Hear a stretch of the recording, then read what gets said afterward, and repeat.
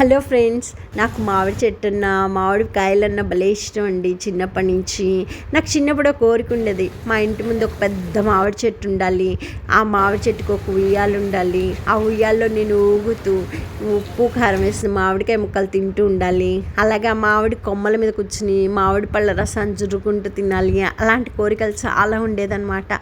అలాగే ఎవరైనా ఫ్రెండ్స్ ఇళ్ళల్లో మామిడి చెట్టు చూస్తే నాకు అనిపించేది, వీళ్ళెంత రిచ్ వాళ్ళు, హ్యాపీగా వీళ్ళ ఇంట్లో మామిడి చెట్టు ఉండేది అని అనుకుంటూ ఉండేదాన్ని. అదే కోరిక మా అమ్మతో కూడా అంటూ ఉండేదాన్ని.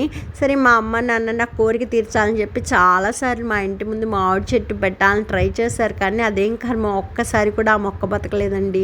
కానీ ఈ కోరిక ఎప్పటికీ తీరిందో తెలుసా, నా పెళ్ళైపోయి నేను బయటకు వచ్చి మాకు పిల్లలు పుట్టాక మా ఇంట్లో ఉన్న మామిడి చెట్టు బతకడం, కాయలు కాయడం మొదలెట్టిందనమాట. లక్కీగా నేను ఈ సమ్మర్కి అమ్మ వాళ్ళ దగ్గరికి వచ్చాను. సరే, వర్షం వస్తుంది సమ్మర్లో. సరే, కాయలు పడిపోయే ముందు మేమే కోసుకోవాలని చెప్పి నేను మా మరిది గారు వెళ్ళిపోయి ఒక్కొక్కతో చాలా కాయలే కోసుకొచ్చాం అనమాట.